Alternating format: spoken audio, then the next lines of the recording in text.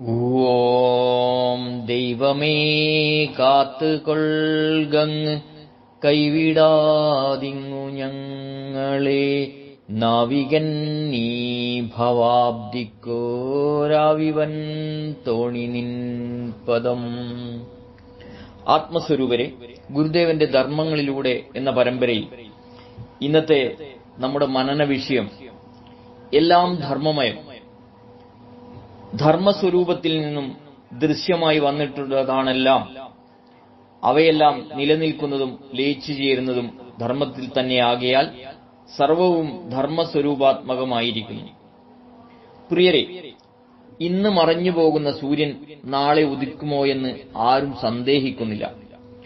ബഹുശതം ഗോളങ്ങൾ ബഹിരാകാശത്ത് ഭ്രമണം ചെയ്യുന്നുണ്ടെങ്കിലും അത് അടർന്ന് നമ്മുടെ തലയ്ക്കുമീതെ വീഴുമോ എന്നും ആരും ഭയപ്പെടുന്നില്ല.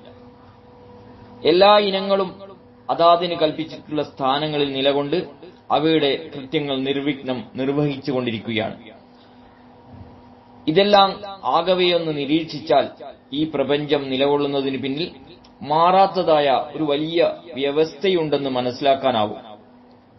ആ വ്യവസ്ഥയാണ് ഈ പ്രപഞ്ചത്തിലെ സർവ്വ ഘടകങ്ങളെയും വേണ്ടവിധം കൂട്ടിയിണക്കുന്നത്.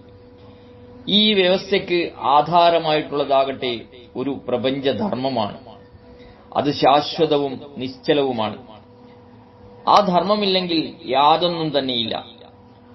ചലന സ്വഭാവത്തോടുകൂടിയ പ്രപഞ്ചവസ്തുക്കൾ ഉണ്ടാകുന്നതും കുറെ കാലത്തേക്ക് നിലകൊള്ളുന്നതും ഒടുവിൽ ലയിച്ചു ചേരുന്നതും ഈ ധർമ്മസ്വരൂപത്തിലാണ്.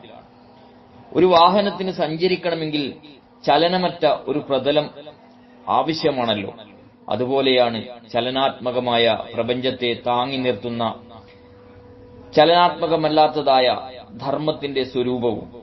അതിനാൽ ഈ കാഴ്ചകൾക്കകത്തുള്ളതും പുറത്തുള്ളതുമായ സർവപ്രപഞ്ച ഘടകങ്ങളും ധർമ്മമായാണ് അറിയപ്പെടേണ്ടത്. ഈ ധർമ്മബോധമാണ് നമ്മുടെ ജീവിതത്തിന്റെ പ്രകാശമായി തീരേണ്ടത്.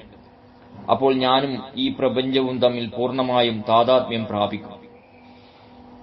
ഈ താതാത്മ്യപ്പെടലിലാണ് ജീവിതത്തിന്റെ പരമമായ അവസ്ഥ. സ്നേഹപൂർവ്വം, രഞ്ജൻ കയനാടത്ത്.